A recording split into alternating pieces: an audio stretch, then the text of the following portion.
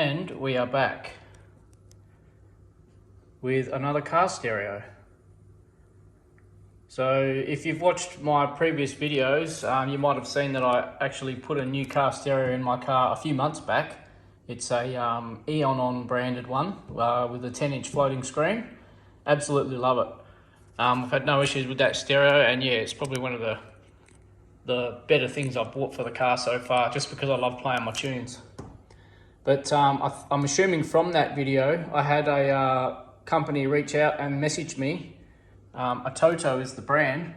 They sent me a message and asked if I was willing to give one of their stereos a try and do a review on it. Of course I said yes. I love my car stereos, always have done. So yeah, I jumped at the chance to get another one and just give it a crack and test it out. So this is obviously the unit here. Here's the model, it's a S8 Pro. I guess maybe it's a newer version, but the model number itself is a S8 G2104PR, and I'm assuming it's 4 gig of RAM with a 32 gig hard drive. So let's open it up and have a look. Alright, so we've got a box here. I'm assuming that's all of our wiring. Yep, and there's the main unit there. We'll get to that in a minute. Alrighty, so let's open up the wiring and see what we got. Okay, so I can see we've got a few different style connectors. A standard ISO connector. That end obviously goes into the back of the radio itself. That's your older style. Yeah, same thing. So that goes into the radio. And that's for just same connection, just doesn't have the ISO plug on the back. And a third one. So we've got a third ISO plug here. So you've got one here. I think this might be for like an international setup, different countries possibly. We've got one here which is just a generic harness, so you can use your own wiring to power this up. So if you've got like an older car that doesn't have like the newer style plugs to use an ISO harness, you can sort of retrofit one of these stereos to those, which is pretty cool. But this one is the one we're going to be using. So yeah, if you put one of these in your car, just make sure you use the right wiring harness for your application, so it works in your car. What else have we got? So it's dual USB, so there's 2 USBs on that, so that's pretty cool. We've got a phone link, USB phone link, and external, I can't see what that is. External storage, okay, so just another USB one as well. So 3 USB ports. There's a 4G antenna. Oh, so it's 4G, pretty cool. Oh, you got a little SIM card tool there, removal tool. So it's a 4G unit, and we've also got a Wi-Fi antenna. Check that out as well. What else do we have? Your standard microphone, or some nice steel brackets for mounting. That's good. A lot of the brackets you get now are the plastic ones, which are pretty junk if you ask me. And I'm assuming this is your GPS antenna. Yep. Oh, wow. Little bezel. Maybe for different applications, different bezels. Another bezel, a bit of a thicker one. And we've got reverse camera. Oh no, it's a front camera input cable. We've got a full instruction manual, a warranty card, another instruction manual, and a panel operation cable installation. And one cool thing it has in there at the very bottom is a screen protector, which I wouldn't mind having one of these on my Eon because yeah, I'm paranoid about my screen. I like to keep it nice and clean, and I'm paranoid about scratching it. But yeah, this is a very cool little addition. Very nice. So there's all the goodies. That's everything that's come out of the box. Now let's have a look at the brains of the unit. All right, well there it is. We got it out. Managed to get it out of there. It was in there nice and tight. So you've got a full wiring diagram on top of the unit itself, which is very handy. Nice heavy duty quality. It feels really sturdy. It's packaged really, really well. So we'll get these bits of foam off it and have a look at it. Okay, so I'm just having a look at it now, and as you can see here, if you see in the back there, it's got some slots in the side there. So you've got a slot for your aux input, a USB and a micro SD card, which is pretty cool. So they're all easily accessible. You've got an external mic plug underneath there, and that's where your SIM card goes, in that little tray there. So it's 4G compatible, which is awesome. Now from what I'm seeing, the screen is completely adjustable as well. So if you can see in there, I'm not sure, I'll spin it around. So if you can see in there, it's got adjustment holes, so you can have it higher or lower in its mounting position. And it attaches to the body via this little bracket here. There's a bit of a bracket, so that needs to be unscrewed, but we'll have a look at that when we get it in the car. So there it is. That's everything included in the box, all the wiring, the books, the bezels, mounting brackets, and the actual unit itself. Packaged really well, so far so good, so pretty cool. Okay, so here's the unit all fitted into the car now. Now I've had it in the car for probably around 10 days now, well over a week, that's for sure. And I've been using it and it's been working really well. Now the first thing you notice straight off the bat is the screen. So this screen's a little different to the Eon-on one that I'm used to having. This one's got a bezel around the outside and also has physical buttons along the bottom of the screen.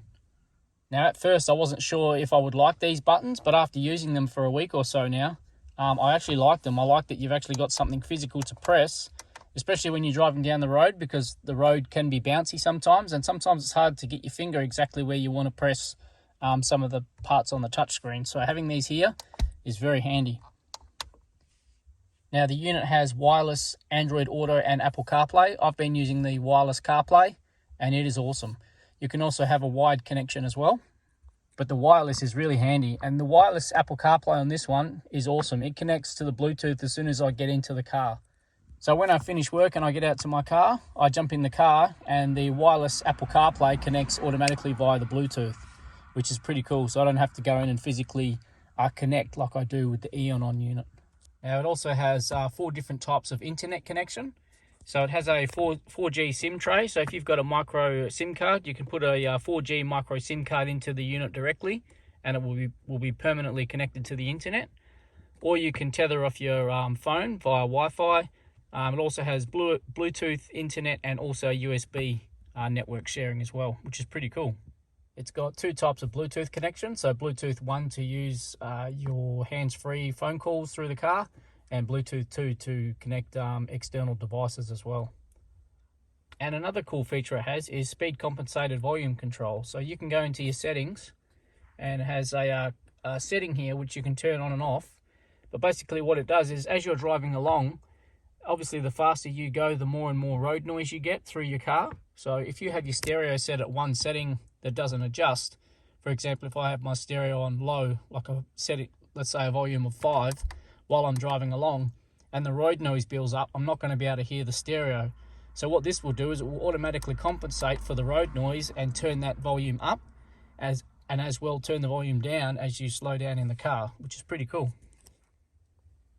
And there's 3 types of settings for that, so you can have it on a low setting, a high setting, or a medium setting. Or you can turn it off completely if you don't want to use it. Now, I love my tunes in my car, and one of the things that's important for me is to have a good equalization or a DSP built in. So it has 32 bands of equalization, 16 bands on the front channels, 16 bands on the rear channels, all the way from 30 Hertz up to 16,000 Hertz. So you can adjust these settings and really fine tune the music to get it to how you like it to sound, which is awesome.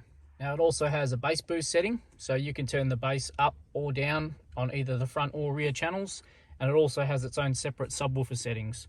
So you can set the subwoofer gain from here, which that one there is your gain, which is basically how loud you want the subwoofer to sound, and then you've also got some parameters here to move for the frequency of your subwoofer.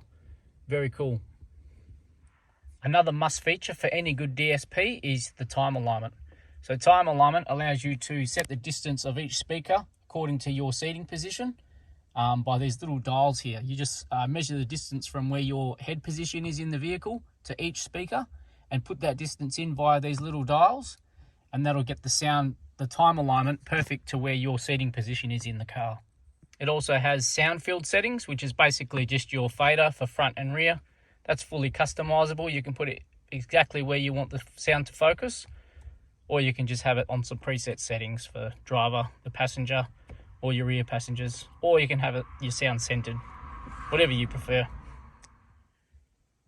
And of course you've got your crossover, which basically cuts out any frequencies you don't want going to certain speakers, so that's another cool feature as well. Now there are some aftermarket accessories you can buy for this stereo, such as a digital radio antenna, and also they sell a reverse camera for it. Now the reverse camera they sell is pretty cool, because if you see here when I put my car into reverse, I just get the basic reverse picture with the lines on the side. But the camera that they sell will throw up an actual 3D panoramic view of your car. So your car is in the middle and it will show you a 3D view from the top, like an aerial view of your car, very much like a lot of the newer cars have these days. So that's a very cool feature. I'd like to get my hands on one of those and try them out. Now also, when you have that reverse camera from ATOTO, while you're driving, you can go into that reverse camera at any time just by going into the app. So you just go into this app here and it will show you the picture that's coming in through your reverse camera as you're driving, which is pretty awesome.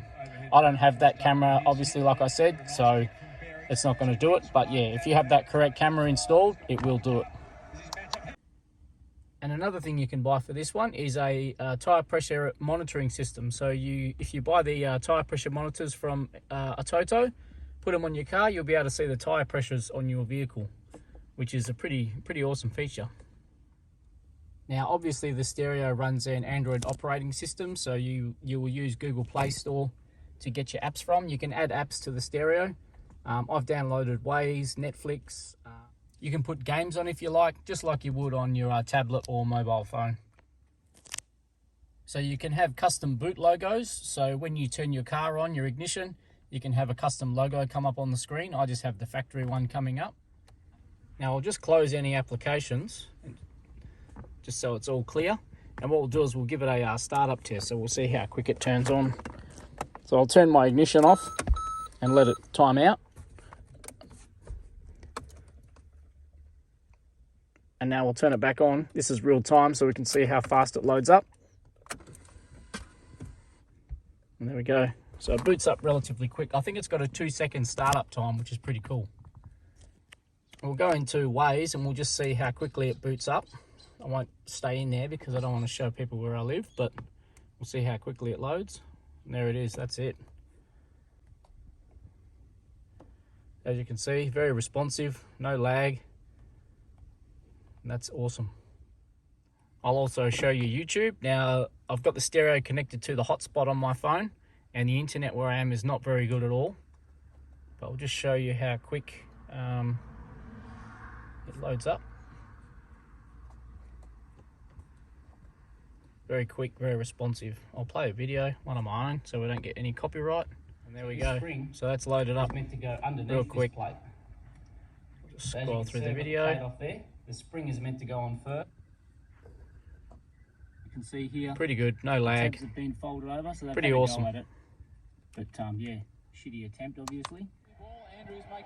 Another thing it does is when you're watching videos, so I'll go into my videos, is it will show you the thumbnails. So I'll go back to the list. So it shows you actual thumbnails of your videos rather than a list. You can have the list, obviously, but the thumbnails is pretty cool. I'll show you how quick the videos load as well. I think I've got a video on here that won't have music.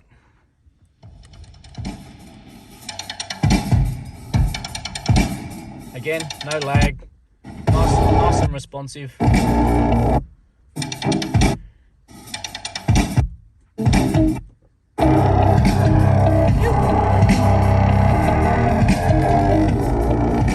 I'm not sure if the camera is picking it up, but that screen is crystal clear. It really is. Really nice display. Now I'm running all of my music and videos off a micro SD card, which slots in just here in the side of the unit. And you can also use a USB one as well. The screen on it is fully adjustable, so it can be adjusted up and down or in and out. Now I've got it adjusted as deep as it can go, which is probably about 1 inch from the dash to the back of the screen. It can go down lower or higher. You just need to take out a couple of screws to move the screen to where you like it. And the steering wheel controls are just set up via this steering wheel control app. So you just go into the app and you can specifically set each button on your stereo to do whatever command you want it to do, basically. Very easy to use. So that's it, really, all installed, working nicely. I think this is a perfect unit if you're after a stereo just to upgrade your factory system. But probably wouldn't be so great if you're running aftermarket amplifiers and subwoofers and things like that. But if you're not running aftermarket amplifiers, subwoofers and bigger speakers, and you just want a good upgrade for your factory system that can give you wireless Apple CarPlay and Android Auto, then this is probably a good option for you.